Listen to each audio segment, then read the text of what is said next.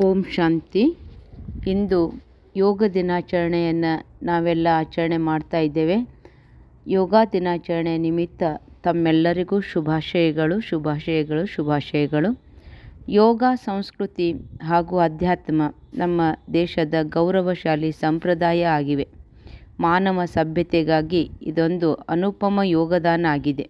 ಯೋಗದ ಪ್ರಯೋಗ ನಮ್ಮ ತನು ಮನವನ್ನು ನಿರೋಗಿ ಮಾಡಿ ನಿತ್ಯದ ಜೀವನದಲ್ಲಿ ಬರುವ ಸವಾಲುಗಳನ್ನು ಸಫಲತಾಪೂರ್ವಕವಾಗಿ ಎದುರಿಸುವಂತಹ ಶಕ್ತಿಯನ್ನು ಪ್ರದಾನ ಮಾಡುತ್ತದೆ. ನಿಯಮಿತ ರೂಪದ ಯೋಗಾಭ್ಯಾಸ ಹಾಗೂ ಪ್ರಾಣಾಯಾಮ ನಮ್ಮ ಶಾರೀರಿಕ ರೋಗನಿರೋಧಕ ಶಕ್ತಿಯನ್ನು ಸಕ್ರಿಯಗೊಳಿಸಿ ಮನೋದೈಹಿಕ ರೋಗಗಳನ್ನು ಸಮೂಲವಾಗಿ ಸಮಾಪ್ತಿ ಮಾಡುತ್ತವೆ. ಚಿಕಿತ್ಸಾ ವಿಧಾನ ಕೇವಲ ರೋಗಕ್ಕೆ ಗುಣ ಮಾಡುತ್ತವೆ, ಆದರೆ ಸಂಪೂರ್ಣ ಉಪಚಾರ ಮಾಡಲು ಕಷ್ಟ. ಯೋಗಾಭ್ಯಾಸದ ಮೂಲಕ ಸಮಾಜ ಸ್ವಸ್ಥ ಹಾಗೂ ಸುಖ ಮಾಡಲು ಸಾಧ್ಯ ಇದೆ. ಏಕೆಂದರೆ ಯೋಗಾಭ್ಯಾಸದಿಂದ ಮನುಷ್ಯನ ಆಂತರಿಕ ಚೇತನದ ವಿಕಾಸ ಆಗುತ್ತದೆ. ಇದರಿಂದ ಸಕಾರಾತ್ಮಕ ಪ್ರಭಾವ ಬೀರುತ್ತದೆ ಹಾಗೂ ಸಂಪೂರ್ಣ ಸುಸ್ವಾಸ್ಥ್ಯದ ಪ್ರಭಾವ ಆಗುತ್ತದೆ. ಭಾರತ ಪ್ರಾರಂಭದಿಂದಲೂ ಸಮಸ್ತ ವಿಶ್ವಕ್ಕೆ ಯೋಗ ಹಾಗೂ ಅಧ್ಯಾತ್ಮದ ಶಿಕ್ಷಣ ಕೊಡುತ್ತಾ ಬಂದಿದೆ. ಭಾರತದ ಪ್ರಾಚೀನ ಯೋಗ ಸಂಪೂರ್ಣ ವಿಶ್ವಕ್ಕಾಗಿ ಸದಾ ಆಕರ್ಷಣೆಯ ಕೇಂದ್ರ ಆಗಿದೆ. ಶಾರೀರಿಕ ವ್ಯಾಯಾಮ ಶಾರೀರಿಕ ಯೋಗಾಸನದ ಜೊತೆಗೆ ಮನಸ್ಸಿನ ಯೋಗನೂ ಕೂಡ ಬಹಳ ಅವಶ್ಯಕತೆ ಇದೆ. ಅರ್ಥಾತ್ ನಮ್ಮ ಮನಸ್ಸನ್ನು ಸರ್ವೋಚ್ಚ ಶಕ್ತಿಯಾಗಿರುವಂತಹ ಭಗವಂತನ ಜೊತೆಗೆ ಜೋಡಿಸುವಂಥದ್ದು ಅವಶ್ಯಕತೆ ಇದೆ. ಎಷ್ಟು ನಾವು ಈ ದೇಹದ ಸದೃಢತೆಗೆ ಮಹತ್ವವನ್ನು ಕೊಡ್ತೇವೋ ಅದೇ ರೀತಿ ಈ ಮನಸ್ಸನ್ನು ಸಬಲ ಮಾಡೋದಕ್ಕಾಗಿ, ಮನಸ್ಸನ್ನು ಸಶಕ್ತ ಮಾಡೋದಕ್ಕಾಗಿ ನಮ್ಮ ಮನಸ್ಸನ್ನು ಆ ಪರಮೋಚ್ಚ ಶಕ್ತಿಯ ಜೊತೆಗೆ ಜೋಡಿಸುವಂಥದ್ದು ಅಗತ್ಯ ಇದೆ. ಯಾವ ರೀತಿ ಒಂದು ಬ್ಯಾಟ್ರಿ ಡಿಸ್ಚಾರ್ಜ್ ಆಗಿರುವಂಥದ್ದನ್ನು ಚಾರ್ಜ್ ಮಾಡಬೇಕು ಅಂತಂದರೆ ಪವರ್ ಹೌಸ್ ಜೊತೆಗೆ ಕನೆಕ್ಷನ್ ಕೊಡ್ತೀವಿ. ಹಾಗೆ ಪ್ರತಿನಿತ್ಯ ಇಂದಿನ ವರ್ತಮಾನ ಸಮಯದಲ್ಲಿ ವೈದ್ಯ ವಿಜ್ಞಾನಿಗಳ ಅಭಿಪ್ರಾಯದಂತೆ ಪ್ರತಿಯೊಬ್ಬ ವ್ಯಕ್ತಿ 4 ರೂಪದ ವಿಚಾರಗಳನ್ನು ಮಾಡ್ತಾನೆ.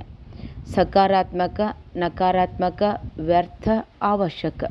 ಈ 4 ರೂಪದ ವಿಚಾರಗಳಲ್ಲಿ ಹೆಚ್ಚಿನ ಸಂಖ್ಯೆಯಲ್ಲಿ ಮಾಡುವಂತಹ ವಿಚಾರಗಳು ನಕಾರಾತ್ಮಕ ಮತ್ತು ವ್ಯರ್ಥ ವಿಚಾರಗಳು ಇರುವುದರಿಂದ ಮನುಷ್ಯನ ಮನೋಬಲ ಕ್ಷೀಣಿಸ್ತಾ ಇದೆ. ಆ ಕ್ಷೀಣಿಸ್ತಾ ಇರುವಂತಹ ಮನೋಬಲವನ್ನು ಹೆಚ್ಚಿಸಬೇಕು ಅಂತಂದರೆ ಆ ಶಕ್ತಿಯನ್ನು ಪಡೆಯುವಂತಹ ಮೂಲ ಸರ್ವೋಚ್ಚ ಶಕ್ತಿಯಾಗಿರುವಂತಹ ಸುಪ್ರೀಂ ಅಥಾರಿಟಿ ಆಗಿರುವಂತಹ ವಿಶ್ವದ ಒಡೆಯನಾಗಿರುವಂತಹ ಜಗದೀಶ್ವರ, ವಿಶ್ವೇಶ್ವರ, ಪರಮೇಶ್ವರ ಅಂತ ಯಾರಿಗೆ ನಾವು ಮಹಿಮೆ ಮಾಡ್ತೀವೋ, ಯಾರಿಗೆ ಪರಮಾತ್ಮ, ಅಲ್ಲ, ಗಾಡ್, ಓಂಕಾರ ಇತ್ಯಾದಿ ಹೆಸರುಗಳಿಂದ ನಾವು ಮಹಿಮೆ ಮಾಡ್ತೀವೋ ಆ ಭಗವಂತನ ಜೊತೆಗೆ ನಮ್ಮ ಮನಸ್ಸು ಬುದ್ಧಿಯನ್ನು ಜೋಡಿಸಬೇಕಾಗಿದೆ. ಆಗ ನಾವು ಮನೋಬಲವನ್ನು ಪಡೆಯೋದಕ್ಕೆ ಸಾಧ್ಯ ಆಗ್ತದೆ. ಈ ದೈಹಿಕ ರೋಗಗಳಿಂದ ಮುಕ್ತರಾಗಬೇಕು ಅಂತಂದರೆ ಈ ಶಾರೀರಿಕ ಅಂಗಾಂಗಗಳ ವ್ಯಾಯಾಮ ಅಥವಾ ಈ ಶಾರೀರಿಕ ಯೋಗಾಸನದ ಅವಶ್ಯಕತೆ ಬಹಳಷ್ಟಿದೆ.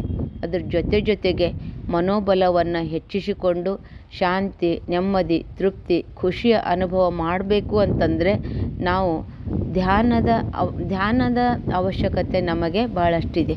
ಆದ್ದರಿಂದ ಆ ಧ್ಯಾನವನ್ನು ಮಾಡುವಂತಹ ವಿಧಿಯನ್ನು ನಾವು ಕಲಿತುಕೊಳ್ಬೇಕಾಗಿದೆ. ನಮ್ಮ ಮನಸ್ಸು ಮತ್ತು ದೇಹವನ್ನು ಒಂದು ಮಾಡಬೇಕಾಗಿದೆ. ಯಾವಾಗ ಮನಸ್ಸು ಮತ್ತು ದೇಹದ ಹೊಂದಾಣಿಕೆ ಆಗ್ತದೆಯೋ ಆಗ ನಾವು ಮನೋಬಲವನ್ನು ಪಡೆಯುವುದಕ್ಕೆ ಸಾಧ್ಯ ಇದೆ. ನಾನೀಗ ರಾಜಯೋಗದ ಅಭ್ಯಾಸವನ್ನು ಮಾಡಲು ತಮಗೆ ಹೇಳಲು ಬಯಸ್ತೇನೆ. ಕೆಲವು ಕ್ಷಣಗಳವರೆಗೆ ರಾಜಯೋಗದ ಅಭ್ಯಾಸ ಮಾಡೋಣ.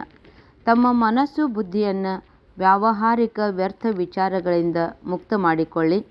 ಮನಸ್ಸಿಗೆ ಸುಂದರ ಸುಖಮಯ ವಿಚಾರಗಳನ್ನು ಮಾಡಿ. ನಾನೊಂದು ಚೈತನ್ಯ ಶಕ್ತಿ ಆತ್ಮ, ಭ್ರುಕುಟಿಯ ಮಧ್ಯದಲ್ಲಿ ಹೊಳೆಯುತ್ತಿರುವಂತಹ ನಕ್ಷತ್ರ ಆಗಿದ್ದೇನೆ. ನಾನು ಶಾಂತ ಸ್ವರೂಪನಾಗಿದ್ದೇನೆ, ಪ್ರೇಮ ಸ್ವರೂಪನಾಗಿದ್ದೇನೆ, ಆನಂದ ಸ್ವರೂಪನಾಗಿದ್ದೇನೆ, ಜ್ಞಾನ ಸ್ವರೂಪನಾಗಿದ್ದೇನೆ, ಪವಿತ್ರ ಸ್ವರೂಪ, ಶಕ್ತಿ ಸ್ವರೂಪ ಆತ್ಮನಾಗಿದ್ದೇನೆ. ನನ್ನ ಮನೆ ಸೂರ್ಯ, ಚಂದ್ರ, ನಕ್ಷತ್ರಗಳಿಂದ ಆಚೆ ಇರುವ ಸ್ವಯಂ ಪ್ರಕಾಶ ಹೊಂದಿರುವ ಪರಮಧಾಮದ ನಿವಾಸಿಯಾಗಿದ್ದೇನೆ. ದೇಹದ ಜಗತ್ತಿನಿಂದ ಭಿನ್ನವಾಗಿ ನನ್ನ ಮನೆಗೆ ನಕ್ಷತ್ರದ ರೂಪದಲ್ಲಿ ಪರಮಧಾಮಕ್ಕೆ ಹೋಗುತ್ತಾ ಇದ್ದೇನೆ. ನನ್ನ ಮನೆ ಪರಮಧಾಮದಲ್ಲಿ ಸರ್ವೋಚ್ಚ ಶಕ್ತಿಯಾಗಿರುವಂತಹ ಆ ಭಗವಂತ ಇದ್ದಾರೆ. ಆ ಪರಮಾತ್ಮನು ಕೂಡ ಪರಂ ಜ್ಯೋತಿ ಸ್ವರೂಪ ಆಗಿದ್ದಾರೆ. ಪರಮಾತ್ಮನಿಂದ ಪ್ರಕಾಶದ ಕಿರಣಗಳು ನನ್ನ ಮೇಲೆ ಬೀಳ್ತಾ ಇವೆ. ನಾನು ಇಂದ್ರಿಯಾತೀತ ಆನಂದದ ಅನುಭವ ಮಾಡ್ತಾ ಇದ್ದೇನೆ. ನನ್ನ ತಂದೆ ಪರಮಾತ್ಮ ಶಾಂತಿ ಸಾಗರ, ಪ್ರೇಮ ಸಾಗರ, ಪವಿತ್ರತಾ ಸಾಗರ, ಆನಂದ ಸಾಗರ, ಜ್ಞಾನ ಸಾಗರ. ನಾನೀಗ ಎಲ್ಲ ಗುಣಗಳನ್ನು, ಶಕ್ತಿಗಳನ್ನು ಪರಮಾತ್ಮನಿಂದ ಪಡೆಯುತ್ತಿದ್ದೇನೆ. ಆಹಾ, ಎಷ್ಟೊಂದು ಹಗುರತೆಯ ಅನುಭವ ಮಾಡ್ತಾ ಇದ್ದೇನೆ. ಪರಮ ಶಾಂತಿಯ ಅನುಭವ ಮಾಡ್ತಾ ಇದ್ದೇನೆ. ನಾನೊಂದು ಪಾಯಿಂಟ್ ಆಫ್ ಲೈಟ್ ಆಗಿದ್ದೇನೆ. ನಾನು ಶಾಂತ ಸ್ವರೂಪನಾಗಿದ್ದೇನೆ, ಆನಂದ ಸ್ವರೂಪನಾಗಿದ್ದೇನೆ, ಪ್ರೇಮ ಸ್ವರೂಪನಾಗಿದ್ದೇನೆ, ಶಕ್ತಿ ಸ್ವರೂಪನಾಗಿದ್ದೇನೆ. ನಾನು ಪವಿತ್ರ ಆತ್ಮನಾಗಿದ್ದೇನೆ. ನಾನು ನನ್ನ ಮನೆ ಪರಮಧಾಮದಿಂದ ಸಾಕಾರಿ ಜಗತ್ತಿಗೆ ಬಂದು ಈ ದೇಹರೂಪಿ ವಸ್ತ್ರವನ್ನು ಧರಿಸಿ ಪರಮಾತ್ಮನು ಕೊಟ್ಟಂತಹ ಪಾತ್ರವನ್ನು ಪ್ರೀತಿಯಿಂದ ಸ್ವೀಕಾರ ಮಾಡಿ ಪ್ರೀತಿಯಿಂದ ಅಭಿನಯ ಮಾಡ್ತೇನೆ. ಈ ವಿಶ್ವದ ಸೇವೆಗಾಗಿ ಈ ಧರೆಗೆ ಬಂದಿದ್ದೇನೆ. ಈ ವಿಶ್ವವೊಂದು ಪರಿವಾರ. ನಾವೆಲ್ಲ ಸಹೋದರ ಆತ್ಮಗಳು. ನಾವು ಪರಮಾತ್ಮನಿಂದ ಪಡೆದಿರುವಂತಹ ಶಾಂತಿಯ ಶಕ್ತಿಯನ್ನು ಈ ವಿಶ್ವದ ಎಲ್ಲ ಆತ್ಮಗಳಿಗೆ ಹರಡೋಣ. ವಿಶ್ವದಲ್ಲಿ ಹರಡಿರುವಂತಹ ಅಶಾಂತಿಯ ಅಲೆಗಳನ್ನು ಸಮಾಪ್ತಿ ಮಾಡಿ ಶಾಂತಿಯ ಅಲೆಗಳನ್ನು ಹರಡೋಣ. ನಾವೆಲ್ಲ ಸಹೋದರ ಆತ್ಮಗಳು. ನಾವೆಲ್ಲ ಒಂದೇ ಮನೆಯವರು. ನಾವೆಲ್ಲ ಒಬ್ಬ ತಂದೆಯ ಮಕ್ಕಳು.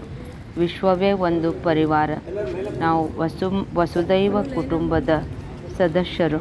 ಬನ್ನಿ, ನಾವೆಲ್ಲ ಸೇರಿ ವಿಶ್ವದಲ್ಲಿ ಶಾಂತಿ, ಪ್ರೇಮ, ಸದ್ಭಾವನೆಯ ಕಿರಣಗಳನ್ನು ಹರಡಿ ಮಾನವತೆಯ ಕಲ್ಯಾಣದ ಮಾರ್ಗವನ್ನು ಪ್ರಶಸ್ತಗೊಳಿಸೋಣ.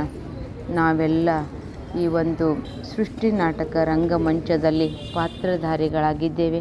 ಭಗವಂತನಿಂದ ಪಡೆದಿರುವಂತಹ ಶಕ್ತಿಯನ್ನು ನಾವು ಪಡೆಯೋಣ ಹಾಗೂ ಸರ್ವ ಆತ್ಮಗಳಿಗೂ ಕೊಡೋಣ.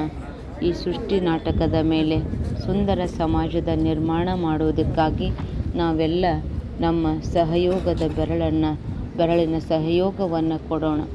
ನಾವೆಲ್ಲ ಶಾಂತಿಯ ವಿಶ್ವದ ನಿರ್ಮಾಣ ಮಾಡೋಣ. ಶಾಂತಿಯೇ ನಮ್ಮ ಸಂಸ್ಕೃತಿ, ಶಾಂತಿಯೇ ನಮ್ಮ ಸಂಸ್ಕಾರ, ಶಾಂತಿಯೇ ನಮ್ಮ ಸ್ವಧರ್ಮ, ಶಾಂತಿಯೇ ನಮ್ಮ ಶಕ್ತಿ. ಈ ವಿಶ್ವದಲ್ಲಿ ಶಾಂತಿ ಸ್ಥಾಪನೆ ಮಾಡುವುದಕ್ಕಾಗಿ, ಸದಾ ಆರೋಗ್ಯದಿಂದಿರುವುದಕ್ಕಾಗಿ ರಾಜಯೋಗವನ್ನು ಅಭ್ಯಾಸ ಮಾಡೋಣ. ಈ ಯೋಗಾಸನದ ಜೊತೆಗೆ ಧ್ಯಾನಾಭ್ಯಾಸವೂ ನಾವು ನಿರಂತರ ಮಾಡೋಣ ಎಂಬ